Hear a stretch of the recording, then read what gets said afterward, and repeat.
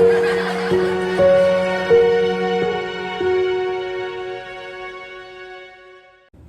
guys, welcome back to our page. Thank you for joining us for another video. If you're new to the channel, thanks for coming. Don't forget to subscribe, like this video, comment, share this video, and also click the notification bell to be notified of when we drop new videos. If you are already a part of our channel and if you've been here for the past few episodes, thanks for coming back for another video. Now let's get into today's video. So today we'll be discussing what we'll be doing here in this bed here. We're going to be removing some corn. Unfortunately, the corn did not do too well this summer. We do have another raised bed, which is back that way, here at the school garden, where we have more corn growing. So hopefully we are able to harvest some more corn. We did harvest one corn from over here, but that was only one. So hopefully we are able to harvest more corn before summer leaves us. But as far as today, we're going to be removing some corn. As you can see there, a lot of them have heavy aphid damage. And what I mean by that is, I'm gonna turn the camera around for you guys. It looks kind of gross. That's the aphid damage. They are soft-bodied insects which can heavily damage your crops. So yeah, those are the aphids. This is the first season, the very first time that we've had to deal with aphids on the corn. We've dealt with them on green beans, sometimes on the tomatoes, sometimes, but not, it'd be like one or two. They're mostly on our leafy vegetables like lettuce and kale, and we tend to easily deal with them using neem oil or BT. If you need to know what type of products, organic products we use, watch that video right here, or it'll be at the top of your screen somewhere. But watch that video that shows you what type of products we use in our garden. We try to stick with organic materials. And yeah, so we're gonna be removing the corn and making way for the watermelon that's growing, as well as some new seeds that we want to plant today.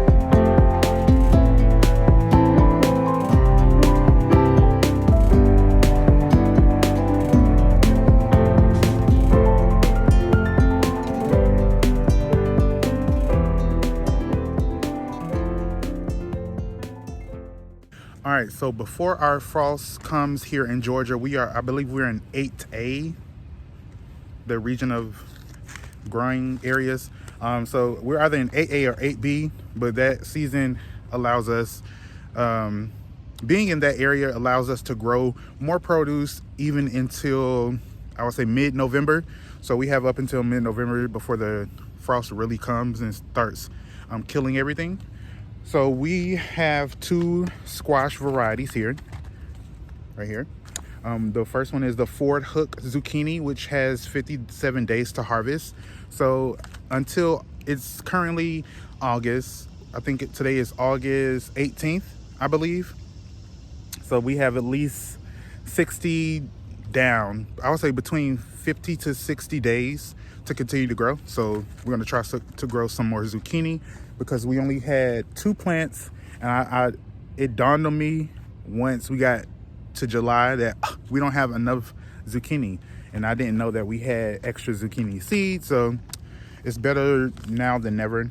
And then we have the gray zucchini, which this is the first time we'll be growing, and it has 48 days to harvest. So this is a great zucchini if you have a shorter season, and if you have only 50 days left in your area to grow before the frost hits you guys. Make sure you try to get this. We got this seed packet from Lowe's, I believe, and they should still have some. All right, so we have the gray zucchini here. I'm gonna go ahead and open it up.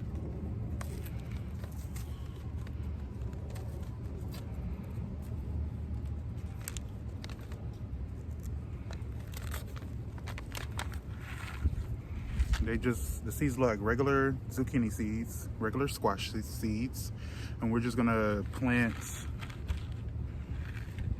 I don't want to use up all the seeds, so I think we have 2 more packs of these. So I'm just gonna plant 1, 2, 3, 4, 5, 6, 7, 8, 9, just 10 squash plants. It's such a downer that the corn didn't grow this season, because last season, I believe it was 2021, the garden season, and we had an abundant garden harvest of corn, and it was very shocking and sad that even though we have corn growing, it's not being pollinated as much as it what had been. And I feel like you just have to take that into like your life. Like, things happen and they're out of your control. Like gardening is, like, you can only control but so much when it comes to gardening. You can control how many plants you grow. You can control what varieties you grow. You can control where you place them in your garden, but you can control how often you water them. However, things happen like pests and disease, and like, you cannot control that. So just try to take that in your personal life. Like, even though things come and they are out of your control, still persevere and still take lessons out of every situation that you go through. And with this lesson, we tried to do something different with the growing method. We wanted to grow the beans with the squash with the corn, which are the 3 sisters. If you don't know what the 3 sisters are, make sure you click the video here and watch that video. It's a TikTok video, but just watch that. Go to our TikTok. But you know, it's a learning lesson. It's a learning curve, and we may not ever try to sporadically place corn in a row. We'll probably just do it in cubic feet boxes, so that we'll have more of them in one area, and not just, because right here we only have 1, 2, 3, 4, 5, 6, 7, 8, 9, 10. We only have 10 plants of corn, and we really could have had at least 30.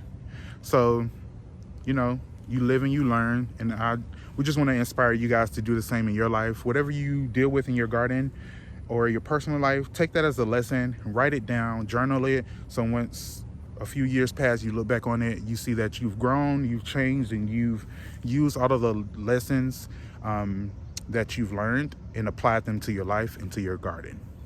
All right, so we're on the other side of the greenhouse, and we just put some fertilizer down. We are using the plant tone fertilizer. Our local our local Lowe's didn't have the tomato tone or any other fertilizer, so we're just gonna go with that one. We're not gonna plant too many seeds over here of the Ford Hook zucchini. We'll probably just put probably four plants, even though I have more than 4 seeds in my hand, but we'll just plant 4 real quick.